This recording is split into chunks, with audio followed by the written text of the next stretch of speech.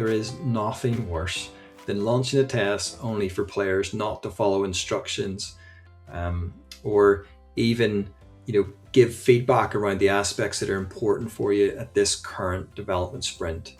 You really want feedback that educates and aligns your team in the right direction. In this series, we'll be looking at how you combine briefs and tasks to help guide a player through a series of activities, and also how to improve the feedback that they provide as they play moment to moment in the gameplay.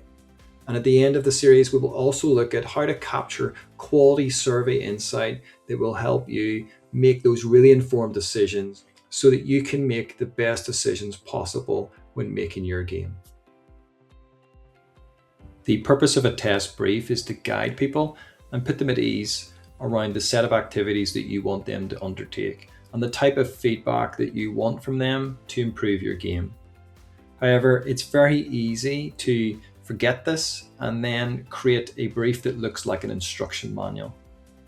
And if we take into consideration that this is displayed before they even set up their game in the Contribute app, it can make it very difficult for people to retain that information and remember that when they go to take part.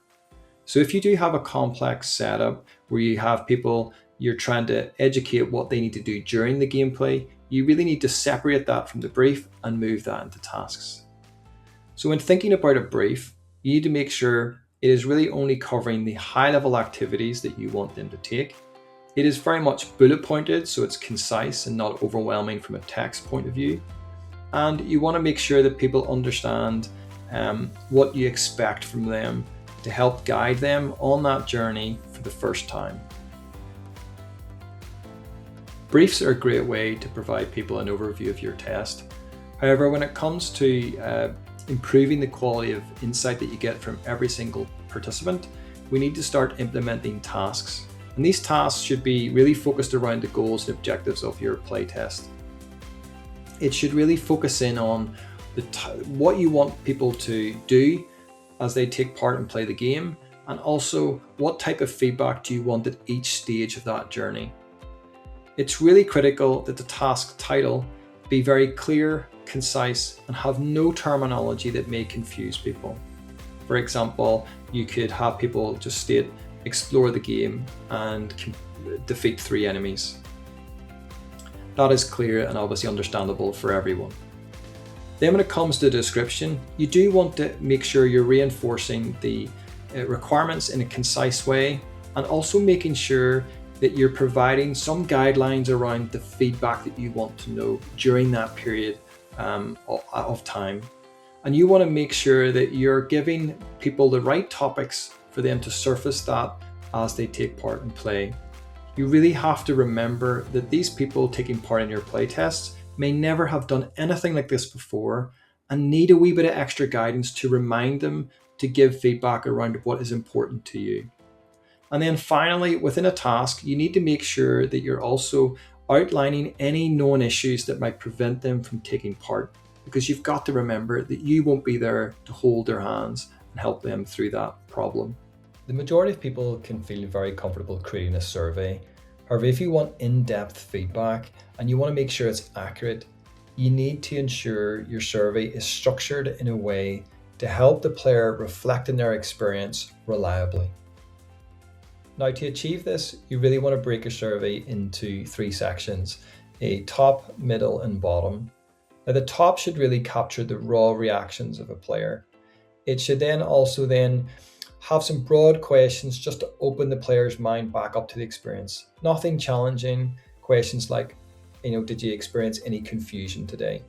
And that helps the player reflect on that experience before you start going into the middle section. Within the middle section, you're really focusing on the core questions that you want to know about this test.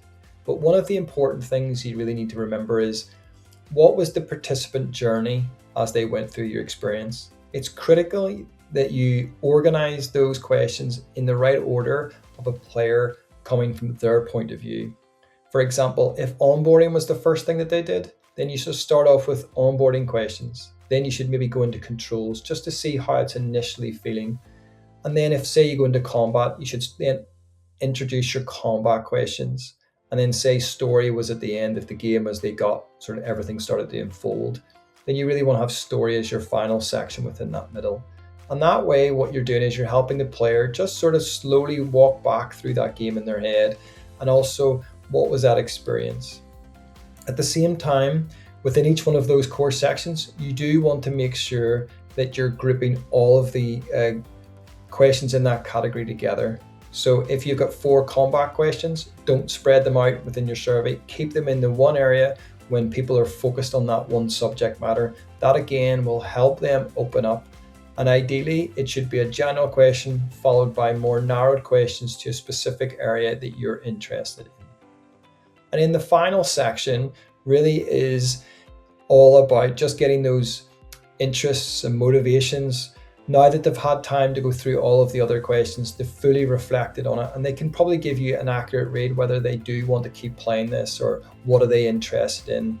And you can even ask other questions about, like, how does this compare against other games that I've played? Now, to finish up, we should really remember the key things. 1, surveys should be structured to help recall and also make sure that you have reliable data or feedback from people. 2, you should have that structure from a top, a middle, and a bottom, starting off with raw reactions, moving into core questions and focuses to open up that person's mind, and finishing off with those final viewpoints and thoughts. By doing it in that order, you're going to make sure that people give you great feedback and also help you make those informed decisions as you move into the next stage of your development. Surface more insight faster with Go Testify Intelligence.